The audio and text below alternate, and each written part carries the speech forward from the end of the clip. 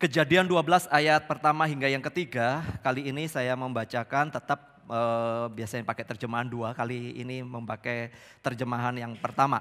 Jadi aplikasi saudara atau Alkitab saudara masih bisa. Mari kita memperhatikan bagian ini, saya akan membacakan firman Tuhan hari ini. Demikian firman Tuhan. Berfirmanlah Tuhan kepada Abraham, pergilah dari negerimu dan dari sanak saudaramu dan dari rumah bapakmu ini ke negeri yang akan kutunjukkan kepadamu. Aku akan membuat engkau menjadi bangsa yang besar dan memberkati engkau serta membuat namamu masyhur dan engkau akan menjadi berkat. Aku akan memberkati orang-orang yang memberkati engkau dan mengutuk orang-orang yang mengutuk engkau. Dan olehmu semua kaum di muka bumi akan mendapat berkat. Dan saya baca satu ayat 4 bagian yang pertama saya tidak tuliskan. Lalu pergilah Abraham seperti yang difirmankan Tuhan kepadanya. Saudara, apa yang saudara pikirkan dengan tema hari ini? Diberkati untuk menjadi berkat. Berkat apa yang mau dibagikan? Kadang kita berpikir bahwa menjadi berkat dan memberkati orang lain itu berupa materi, berupa benda, berupa barang, atau berupa uang. Pertanyaannya adalah di tengah kondisi kita saat ini, mungkin kita mengalami sebuah pergumulan, kesulitan di dalam kehidupan kita. Apakah kita masih mampu untuk bisa menjadi berkat bagi orang lain? Kadang orang akan berpikir dan mengatakan demikian. Urusan pribadi saya saja sudah mumet Pak kok mau jadi berkat orang lain. Saya ini loh gak ada yang nolong kalau saya susah. Saudara, banyak orang yang kemudian juga berkeluh kesah ketika dia mengatakan, ketika hidupku enak, aku bantu orang, aku memberkati orang. Kamu tahu gak ketika aku susah, gak ada satu orang pun yang mau bantu aku. Saudara, pertanyaan ini tentu saja menggelitik kita. Apakah situasi yang kita sedang hadapi pada saat hari ini membuat kita sulit untuk menjadi berkat bagi orang lain? Sesungguhnya saudara, firman Tuhan selalu mengatakan kepada kita apapun situasi yang ada dan kita alami, sesungguhnya Tuhan terus memanggil kita, memanggil saya dan saudara untuk menjadi berkat bagi sekitar kita. Saat kita memperhatikan panggilan Abraham yang baru kita baca, sebentar nanti akan saya uraikan secara cepat. Kita tidak dapat saudara melihat dan mungkin kita akan mengatakan aku nggak bisa seperti Abraham. Tetapi paling tidak kita akan belajar menarik sebuah pelajaran penting yang kemudian bisa menginspirasi kita untuk melakukan sesuatu yang bisa menjadi berkat bagi orang lain. Saudara, pada saat kita melihat, membaca, Tuhan berfirman kepada Abraham dan mengatakan pergilah dari negerimu, dari sanak saudaramu, nanti ke negeri yang akan kutunjukkan kepadamu. Ini menunjukkan kepada kita Abraham memang dipanggil oleh Tuhan adalah untuk tujuan Tuhan. Menjadi berkat bagi banyak bangsa. Sebuah panggilan yang unik, sebuah panggilan yang penuh dengan tantangan. Bagaimana Abraham kemudian keluar dari negerinya dan meninggalkan keluarga besarnya, sanak saudaranya mengikuti jalan Tuhan. Saya berpikir, saya membayangkan kalau saya jadi Abraham, ini tentu saja perjalanan yang tidak mudah. Sebab Abraham sudah berada di dalam zona nyaman bersama dengan keluarga besarnya. Dia harus meninggalkan itu, menjalani kehidupan baru yang boleh dikatakan penuh dengan tantangan dan lebih tepatnya di dalam pikiran saya, sekali lagi pikiran saya akan mengatakan kali ini perjalanan adalah perjalanan yang tidak penuh dengan kepastian. Nggak tahu mau kemana, nanti di sana ada apa, kita juga nggak ngeh saudara. Tuhan mengatakan nanti akan kutunjukkan. Ini benar-benar tantangan bagi saya secara pribadi, hal yang tidak masuk akal. Tapi saudara, kita memperhatikan ternyata Abraham dipanggil dan kemudian ayat keempat mengatakan lalu pergilah Abram seperti yang difirmankan Tuhan kepadanya. Dan kemudian Lot, saudaranya juga ikut bersama-sama dengan dia. Kalau saudara memperhatikan sesungguhnya, apakah Allah memanggil Abraham lalu kemudian sengaja membawa Abraham berjalan ke negeri yang akan ditunjukkan itu, seakan-akan negeri itu adalah negeri yang besar, yang kemudian berlimpah dengan emas atau mungkin dengan bahan-bahan yang lainnya. Saya pikir saudara ketika membaca di dalam bagian ini, Allah tidak memanggil Abraham untuk tujuan menggali atau mencari harta kekayaan. Bukan. Tetapi kalau memperhatikan khotbah dari Yosua sebagai pengganti Musa yang berikutnya, saudara, kita melihat bagaimana Yosua mengingatkan orang-orang Israel dan berkata kepada orang-orang Israel untuk kenal diri, sadar diri dari mana mereka berada. Maka kemudian di dalam khotbahnya Yosua berkata, beginilah firman Tuhan, hai orang Israel dengar, dahulu kala di seberang sungai Efrat, disitulah diam nenek moyangmu yaitu Terah, ayah Abraham dan ayah Nahor, dan mereka beribadah kepada Allah lain. Itu ayat yang kedua. Tetapi aku mengambil Abraham bapamu itu dari seberang sungai Efrat dan menyuruh dia menjelajahi seluruh tanah Kanaan. Aku membuat keturunannya dan memberikan Ishak kepadanya. Poin pentingnya adalah Abraham dipanggil keluar, yaitu dari mana? Keluar dari kungkungan ibadah keluarga besar yang beribadah kepada Allah lain.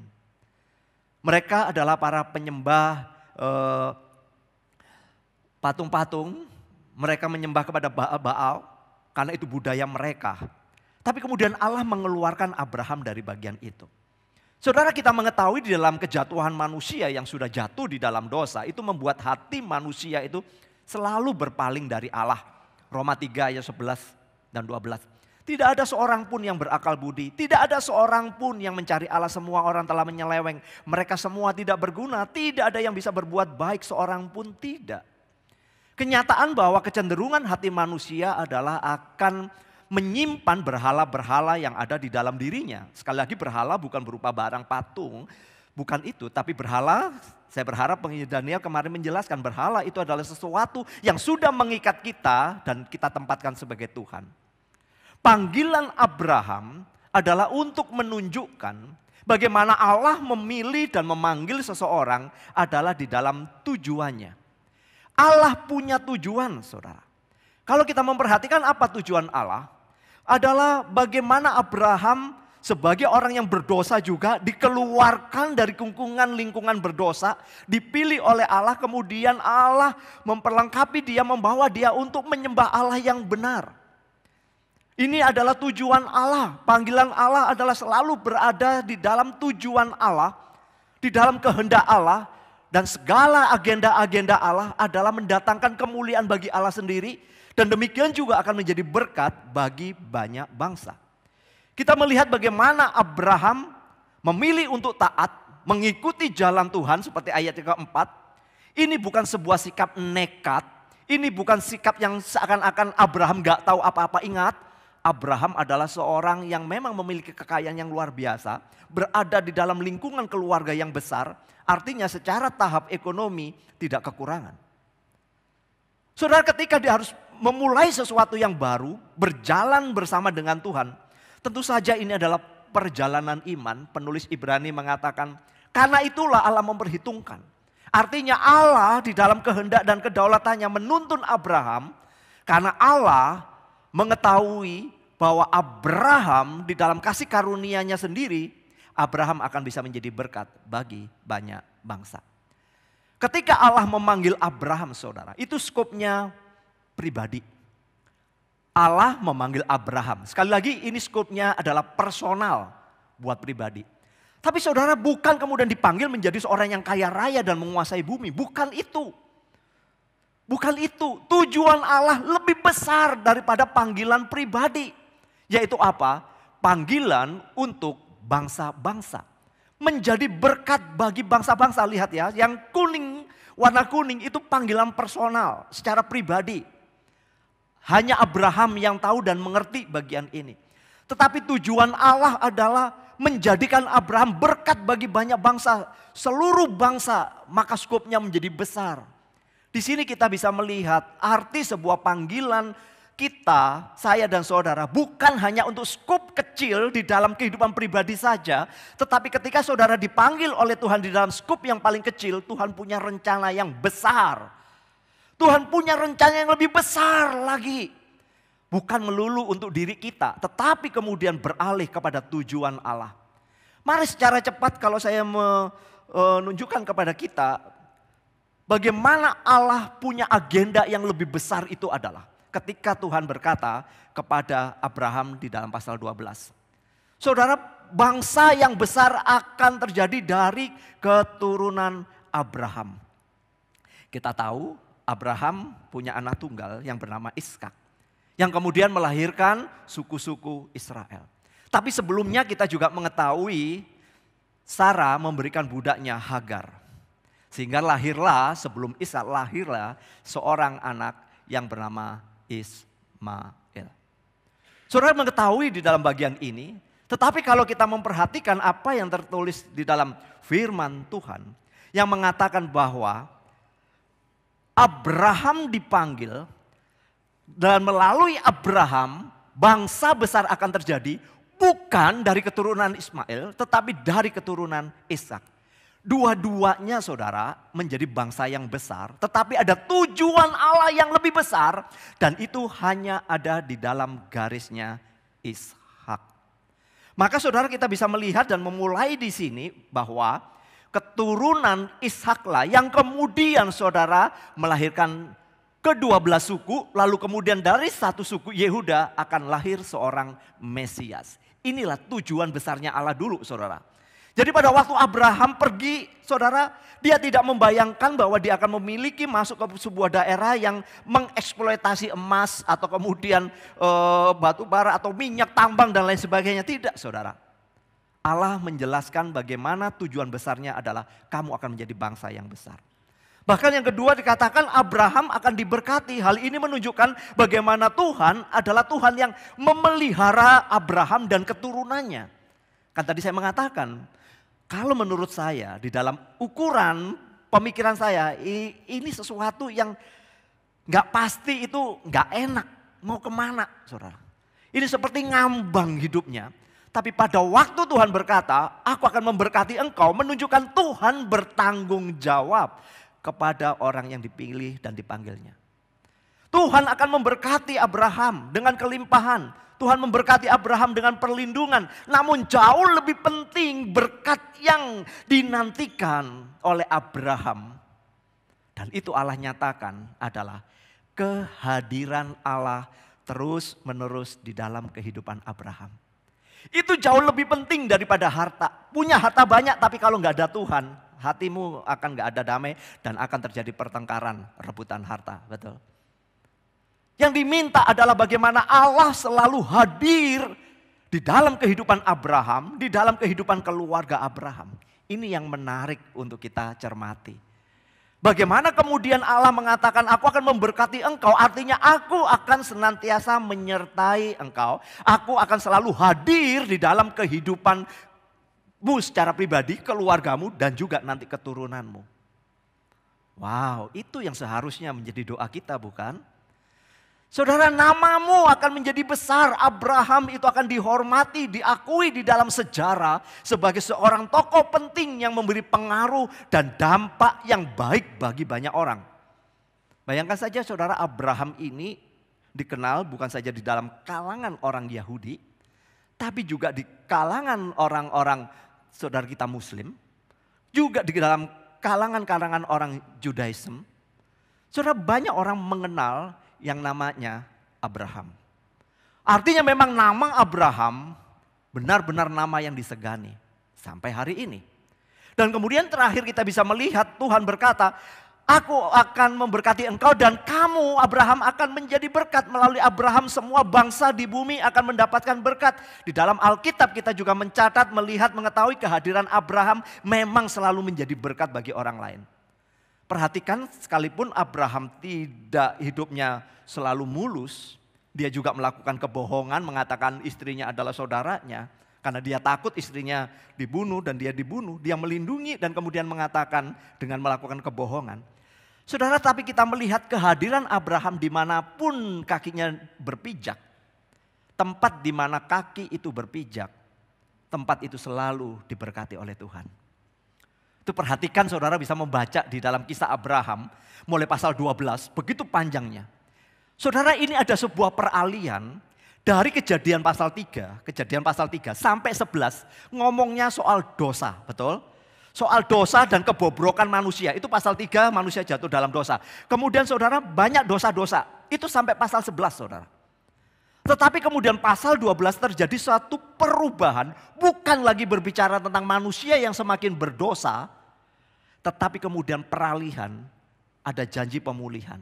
Berbicara tentang berkat, berbicara tentang pemeliharaan Tuhan, berbicara tentang keselamatan. Dan itu dilakukan melalui Abraham. Maka saudara, sepintas kita juga bisa melihat bagaimana rancangan Allah bukan hanya skup yang warna kuning, kecil hanya Abraham secara pribadi. Tidak. Tapi Abraham dipanggil untuk skup yang besar, tujuan Tuhan. Nah, mari kita sekarang melihat apa sih sebetulnya diberkati itu. Ngomongin soal berkat, apa yang saudara pikirkan tentang berkat? Saya yakin kita selalu mengartikan diberkati itu adalah konotasinya mungkin berupa materi. Ketika kita punya penghasilan yang lebih, kita punya keuntungan yang lebih, ada harta atau kekayaan, kita mengatakan kita diberkati oleh Tuhan. Betul? Sebagian kita akan mengatakan seperti itu. Namun saudara, kalau kita memperhatikan apa yang sesungguhnya kita lihat di dalam kata diberkati, itu tidak melulu saudara berbicara tentang yang namanya materi dan uang. Bukan itu. Tetapi ada berkat-berkat yang Allah memang nyatakan kepada kita. Berkat yang benar-benar itu spesial di dalam kehidupan kita. Dan di dalam konteks Abraham pada saat hari ini saudara. Sangat jelas sekali firman Tuhan berkata saudara, bahwa berkat itu bukan saja menjadikan Abraham dikenal besar dan diberkati. Tetapi lahirlah seorang penebus dari keturunan Ishak. Sekali lagi ini penting untuk kita pahami. Penebus keselamatan itu hanya lahir dari keturunan Ishak. Bukan yang lain. Ini jelas karena Abraham memiliki 2 anak dan besar. Dua-dua ini bangsa yang besar saudara. Sampai saat ini sejarah mencatat 2 turunan ini sama-sama besar di muka bumi ini. Dan Tuhan hanya mengatakan rancangan keselamatan, rancangan penebusan hanya keluar dari satu keturunan. Yaitu keturunan Ishak. Yang kemudian di dalam waktu kita bisa melihat Yesus Kristus lahir dari keturunan Yehuda. Saudara kalau membaca juga misalnya saudara di dalam kitab Matius 1 ayat 1. Matius 1 ayat 1. Alkitab menyatakan kepada kita bahwa Yesus Kristus lahir dari keturunan Abraham. Jelas loh saudara. Ini untuk menekankan bahwa saya dan saudara sebagai orang-orang percaya memahami bahwa Yesus Kristus adalah sesosok pribadi yang memang dijanjikan oleh Allah hanya melalui satu keturunan Ishak. Nanti kalau lebih lanjut saudara bisa mendiskusikan hal ini.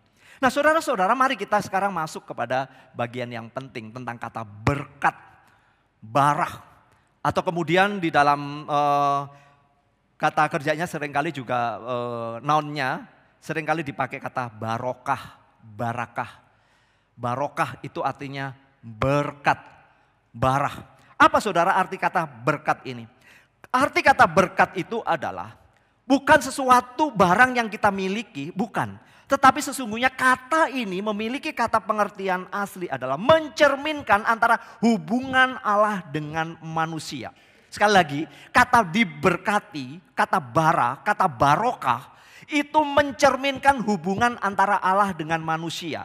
Tentu saja saudara-saudara, Allah adalah sumber berkatnya, manusia adalah orang yang diberkati. Dan tentu saja implikasinya tanggung jawab manusia adalah juga untuk menjadi berkat bagi orang lain karena dirinya sudah diberkati.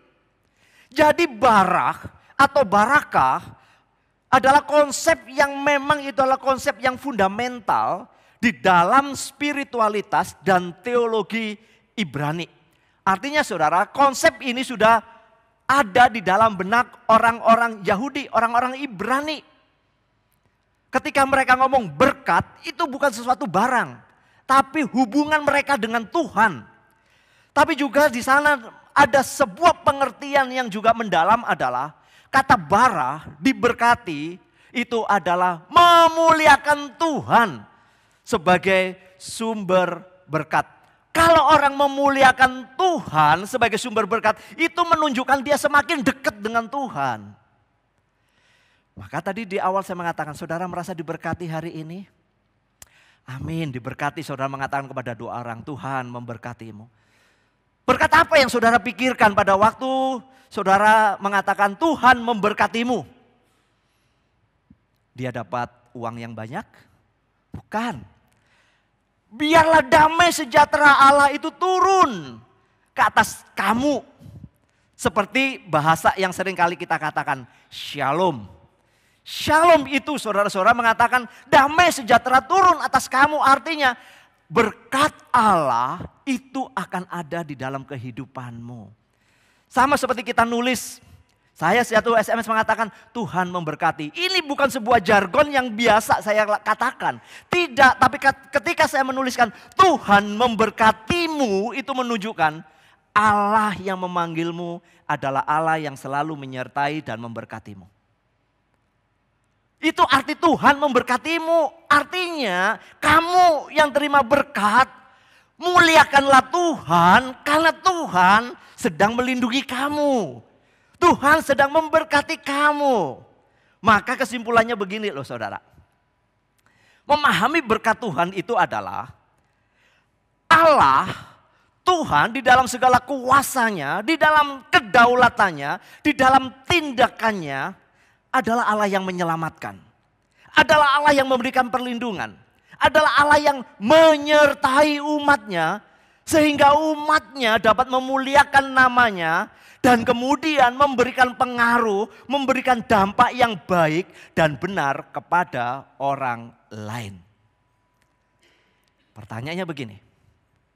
Pak, ada banyak orang di luar Kristen yang hidupnya baik sekali. Ada orang yang di luar Kristen hidupnya jadi berkat bagi banyak orang, suka nolong orang lain. Apakah sama Pak? Tunggu. Samanya di mana? Tidaknya di mana?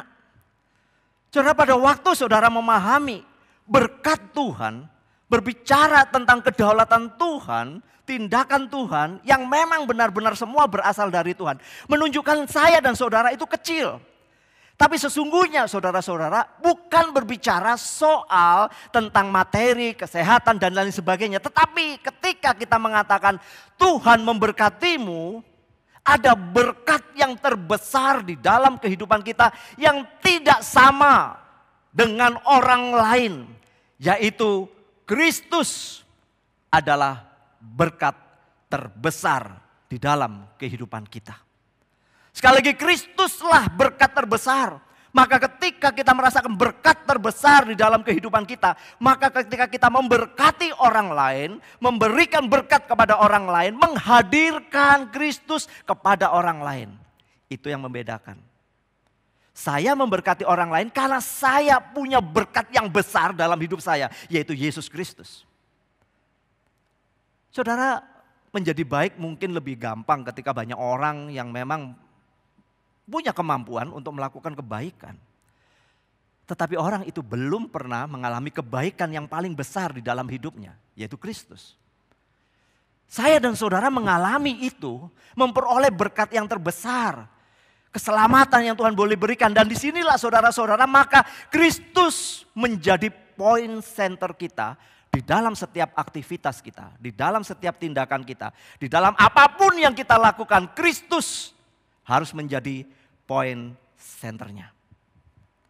Kristus sudah mati untuk kita, menebus kita, menyelamatkan kita dari api murka Allah.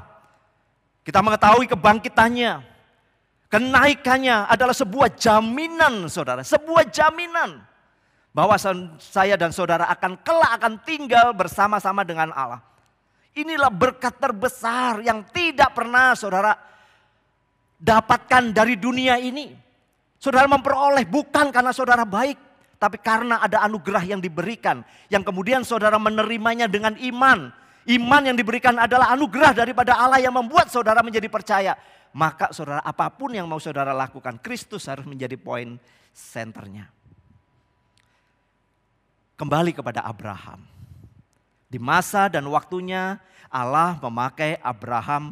Bagaimana Abraham memberkati bangsa-bangsa di mana kakinya dipijakkan. Allah memilih Abraham agar Abraham dan keturunannya dapat mengenal Allah yang benar. Karena tadi saya mengatakan Abraham dipanggil dari lingkungan keluarga para penyembah berhala. Janji Allah tergenapi di dalam keturunan Abraham, yaitu Yesus Kristus yang tadi saya katakan, Matius 1 ayat 1. Abraham adalah tokoh penting di dalam Alkitab yang membuka jalan bagaimana relasi manusia dengan Allah. Bagaimana Allah kemudian memberkati, menyatakan kehadirannya kepada Abraham. Sekalipun Abraham kita mengetahui manusia yang tidak sempurna. Tapi Abraham memberikan sebuah teladan arti daripada kesetiaan dan ketaatan. Di tengah-tengah ketidaksempurnaan, tetapi Abraham adalah orang yang menunjukkan itu kepada kita.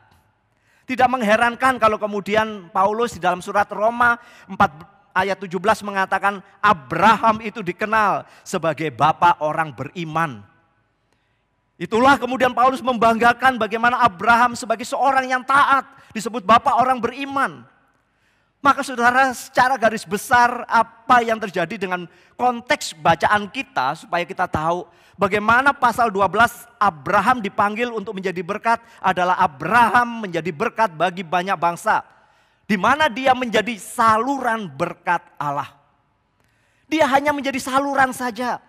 Seperti pipa penyalur, saudara, sumbernya Allah tapi dia menjadi pipa-pipa yang menyalurkan. Saya pernah memberikan ilustrasi bukan, ketika pipa itu buntu dengan banyaknya lumut, dengan banyaknya pasir, maka aliran airnya menjadi lemah.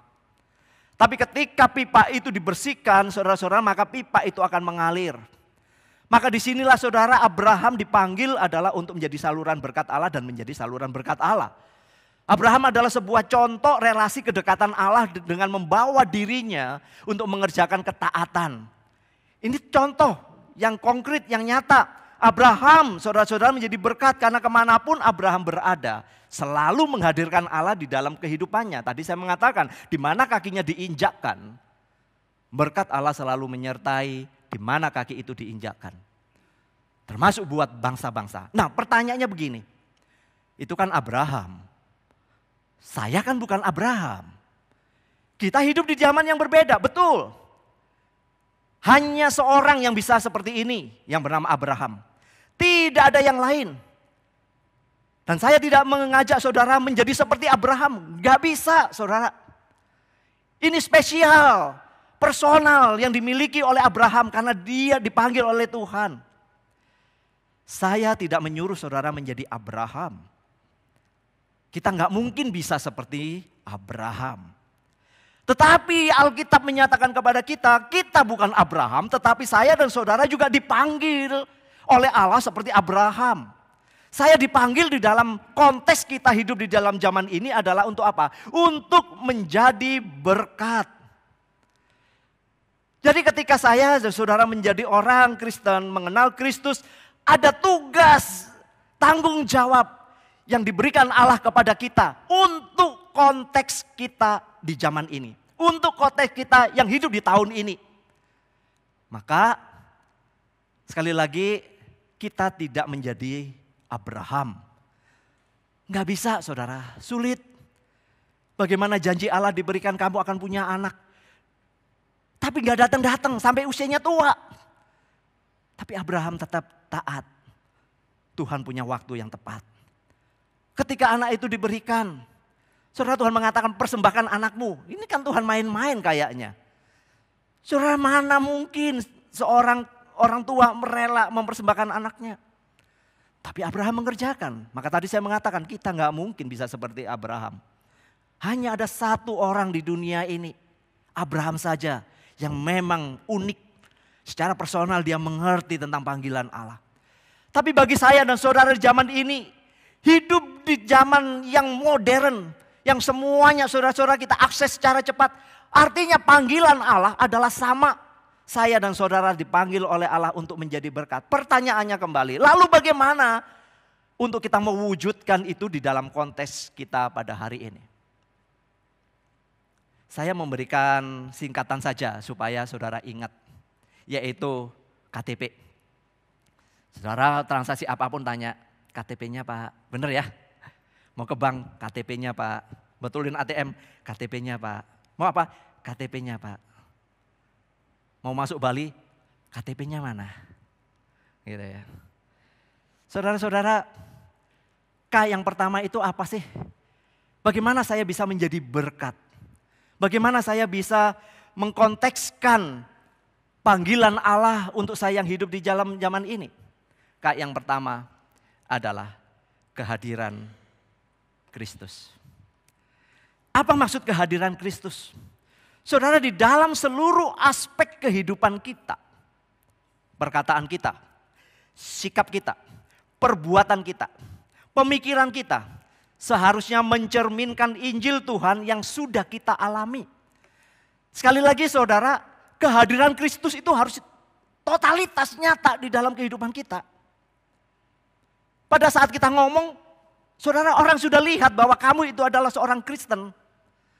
Pada waktu kamu melakukan sesuatu, kita melakukan sesuatu, orang itu udah tahu. Pada waktu kita menolong orang, orang itu udah tahu saudara bahwa hatimu memang adalah hati yang Kristus. Kehadiran Kristus itu udah dibaca gitu loh saudara.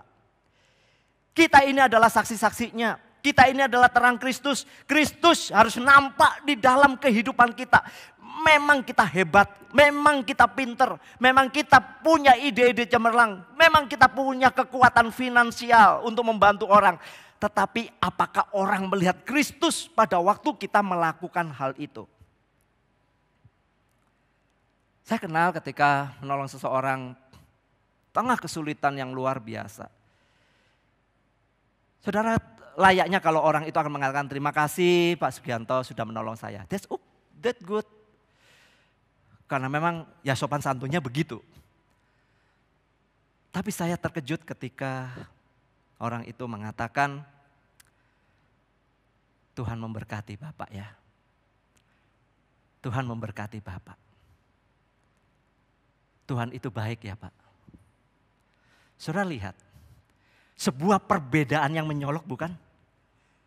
Layak memang orang berterima kasih kepada kita ketika kita melakukan sesuatu. That's okay. Tapi pada waktu kita mendengar orang itu memuliakan Tuhan, artinya saudara, orang itu lebih melihat Tuhan ketimbang apa yang diberikan. Ngerti maksud saya saudara? Ngerti ya? Orang itu lebih melihat Kristus di dalam kehidupan kita. Kita gak usah ngomong, gua Kristen ya, catet gua Kristen. Gak percaya, ini KTP gua Kristen. Bukan. Biarlah yang kita lakukan itu sudah mencerminkan Kristus. Ketika kita sedang emosi, marah. Saudara, biarlah kemuliaan Kristus itu juga hadir. Gimana kita mengendalikan emosi dan amarah kita? Saudara, gak gampang bukan? Tapi biarlah orang lain itu melihat. Maka yang pertama menjadi berkat. Biarlah Kristus itu dibaca melalui kehidupan kita. Dan di sini kita perlu belajar. Ini namanya berproses untuk mempraktekkan kasih Kristus, saudara. Dengan apapun yang kita lakukan. Baik secara personal maupun secara interpersonal. Baik di dalam pekerjaan ataupun juga di dalam pelayanan. Sebuah pelayanan pun saudara ketika kita melayani. Orang itu akan kelihatan dia melakukan job atau dia melakukan itu untuk Kristus. It's very very different. Saudara, orang bisa melihat. Karena kemuliaan Tuhan itu akan tercermin di dalam kehidupan kita. Musa pada waktu mendapatkan kemuliaan Tuhan, orang Israel gak sanggup saudara untuk melihat. Pada waktu Yesus transfigurasi saudara melihat, para murid juga tidak sanggup saudara melihatan bagaimana Yesus yang dimuliakan itu saudara. Saya dan saudara mungkin orang gak akan silau melihat wajah kita, tidak. Tetapi hati kita akan dibaca oleh orang. Sikap kita akan dibaca oleh orang. Perkataan dan perbuatan kita akan dibaca oleh orang lain. Ketika kita disakiti, apakah saudara-saudara kehadiran Kristus juga nyata di dalam kehidupan kita? Oh saudara, biasanya pribadi kita yang asli akan nampak ketika kita punya masalah, betul? Ketika kita punya masalah, disitulah saudara pribadi asli kita akan kelihatan. Apakah kita itu malaikat atau sesungguhnya kita adalah iblis. Saudara, menjadi berkat very simple, sederhana. Kristus tercermin di dalam kehidupan kita. T-nya apa? Saudara, T-nya adalah teladan kasih. Saudara, kita memang mungkin saudara ngerti teologi, ngerti Alkitab, banyak tahu ayat-ayat, hafal banyak ayat, tapi nggak punya teladan sama sekali. Nggak pernah menghidupi firman, nggak pernah menunjukkan firman. Itu namanya saudara kosong. Teladan kasih itu adalah bagaimana saya bisa memberikan yang namanya perhatian, memberikan pengertian, memberikan pengampunan. Kita dapat memberikan bantuan dan pertolongan secara tepat dan benar di dalam hikmat Tuhan. Saudara, mungkin kita bisa membantu secara finansial, mungkin kita membantu secara emosional, mendukung orang itu, menguatkan orang itu. Mungkin kita juga bisa menolong orang itu secara spiritual. Ketika dia lemah, dia mungkin mulai goyah dalam imannya, kita memberikan dorongan support. Mungkin juga dukungan moral ketika dia mendengar sesuatu atau mengalami sesuatu. Mungkin dia sakit, dia putus asa, dukungan moral. Mungkin dia kehilangan kepercayaan karena tidak ada harapan lagi dalam hidupnya, keluarganya mengecewakan. Saudara, teladan kasih harus nyata, kita memberikan kepercayaan kepada orang itu, memberikan inspirasi kepada orang itu untuk membangun orang itu. Tapi seringkali kita itu udah orang susah, kita kritik, bahkan kritik kita bukan kritik membangun, kita malah ini kritik ya demi kebaikanmu. Tapi sepenuhnya saudara, itu adalah omong kosong kalau menurut saya. Kritik ini demi kebaikanmu, sebetulnya ini adalah untuk menjatuhkanmu. Istilahnya orang Jawa, kapok. Gitu ya. Kapok ya gitu ya. Teladan kasih itu adalah saudara, bagaimana kita dalam tindakan-tindakan kecil dan sederhana mendorong orang lain untuk melihat kebenaran. Untuk melihat bahwa Tuhan itu baik. Jadi teladan itu dari siapa? Bukan orang lain, kita. Kalau tadi saudara kehadiran Kristus itu kita pasif memang. Biarlah orang lain yang membaca. Biarlah orang lain yang melihat. Tetapi yang kedua ini adalah teladan. Actionnya, do somethingnya. Sesuatu yang saudara lakukan. Inilah eksekusinya. Apapun yang saudara lakukan, teladan itu akan dilihat. Saudara ketika ngajak anak-anak misalnya ke panti asuhan, kemana. Saudara ngajarin kepada anak-anak bukan ini kasihan ya anaknya nggak punya ini. Bukan. Tapi ajarkan bagaimana Tuhan memberkati keluarga kita. Dan kita mau memberkati anak-anak teman-teman yang ada di panti asuhan ini. Bagaimana anak-anak ini juga supaya dipelihara oleh Tuhan melalui kita. Itu yang benar. Ngerti maksud saya saudara? Jadi bagaimana teladan kasih itu dinyatakan adalah bukan kita, bukan hebatnya kita. Tapi Allah yang sudah begitu baik kepada kita. Maka P-nya terakhirnya adalah ini jauh lebih lagi peningkatannya, yaitu potensi. Saudara, kita bisa menjadi berkat bagi orang lain, bagi bangsa-bangsa, yaitu dengan menggunakan dan mengembangkan potensi yang memang Tuhan berikan kepada kita.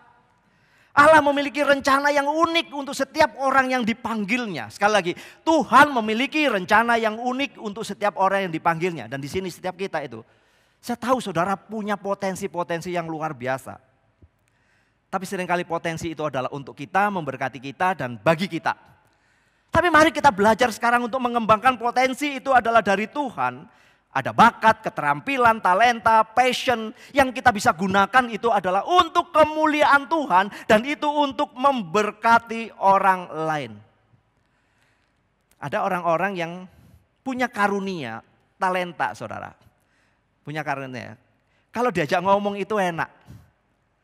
Jadi kalau orang itu senang curhat sama saudara, karena mungkin salah satunya adalah saudara orang yang memang enak diajak ngomong.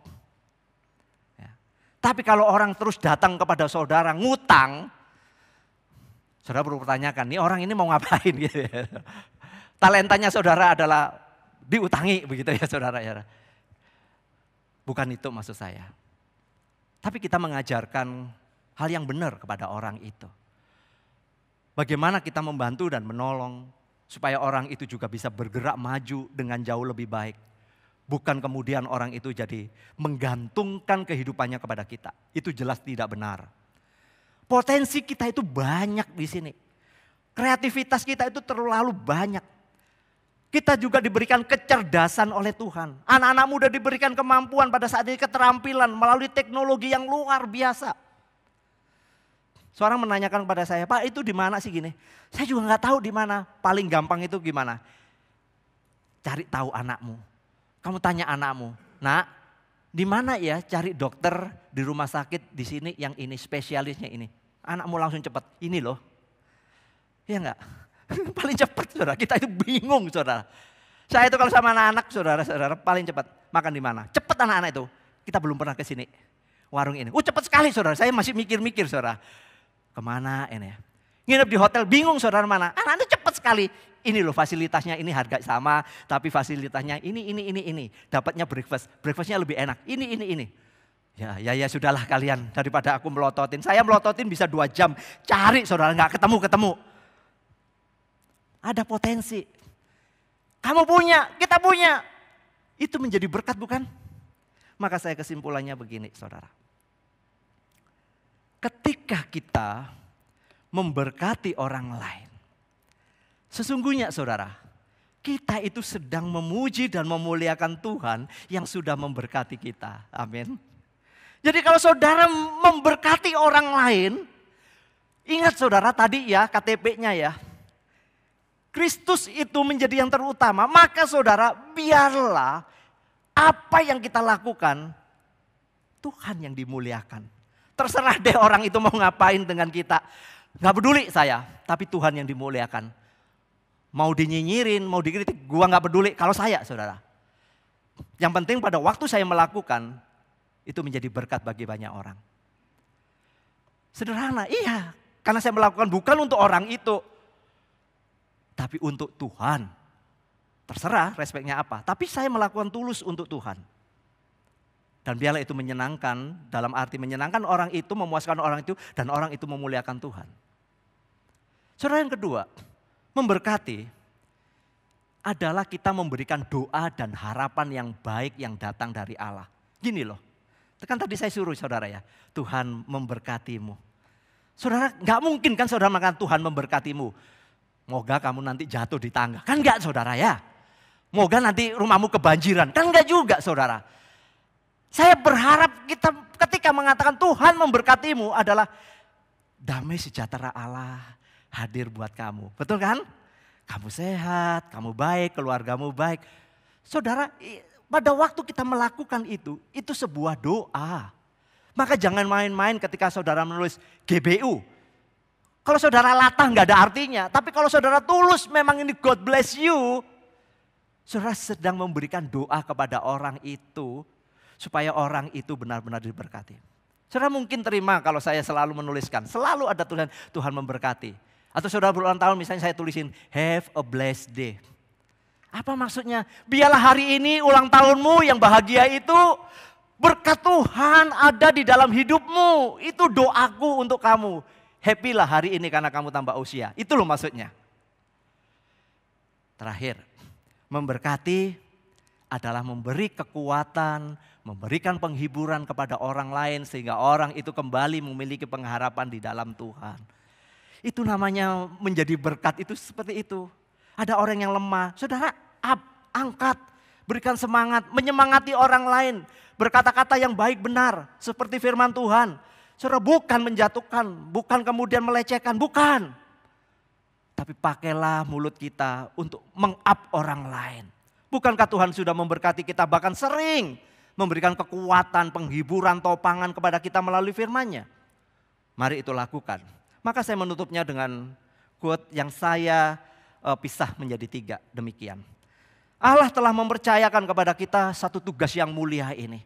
Dalam zamannya Abraham, Allah memanggil Abraham. Dalam zaman kita, di zaman ini, di tahun ini, dengan keluarga saudara, dengan kota di mana kita tinggal pada saat hari ini, dengan pekerjaan yang Tuhan boleh percayakan, dan melalui pekerjaan itu kita diberkati. Tuhan punya maksud, yaitu supaya saudara merasakan berkat Tuhan, penyertaan Tuhan dan saudara bisa memberkati. Maka saudara, orang yang taat selalu akan membawa berkat.